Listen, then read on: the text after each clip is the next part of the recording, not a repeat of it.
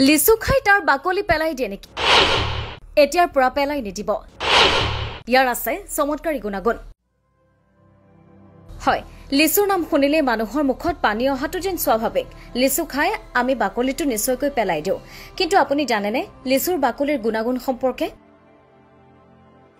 লিচুৰ বাকলিৰ সহায়ত মুখৰ পৰা ছাল আঁতৰাব পাৰি। ইয়াৰ বাবে আপুনি প্ৰথমে বাকলিবোৰ শুকুৱাই লওক, তাৰ পৰা পিছত পিহি লওক। এতিয়া তাৰ এল'ভেৰা, গোলাপ জল, চাউলৰ গুড়ি মিহলাই পেষ্ট বনাই আপুনি মুখত লগাব পাৰে।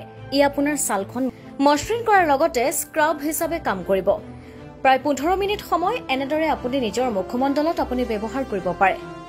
লিচু বাকলিখিনি পিহি তাত নাৰিকল তেল, হালধি, বেকিং সোডা, নেমুৰ ৰস মিহলাই পেষ্ট প্ৰস্তুত কৰি ডিঙিৰ চাৰিওফালে থকা কলা অংশত লগালে আপোনাৰ সেই সমস্যাৰ পৰা আপুনি পৰিত্ৰাণ পাব পাৰিব।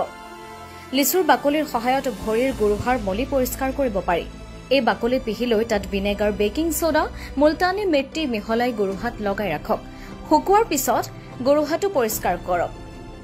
এনেদৰে আপুনি লিচুৰ বাকলিখিনি পেলাই নিদি এনেবোৰ কামত ব্যৱহাৰ কৰিব পাৰে। আপোনাৰ ছাল আৰু বিভিন্ন ধৰণৰ সমস্যাৰ পৰা লিচু বাকলি গুৰুত্বপূৰ্ণ ভূমিকা আগবঢ়ায়।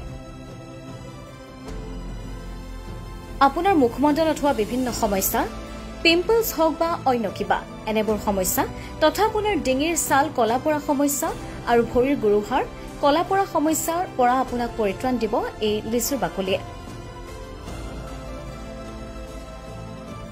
News report, news 8 Assam.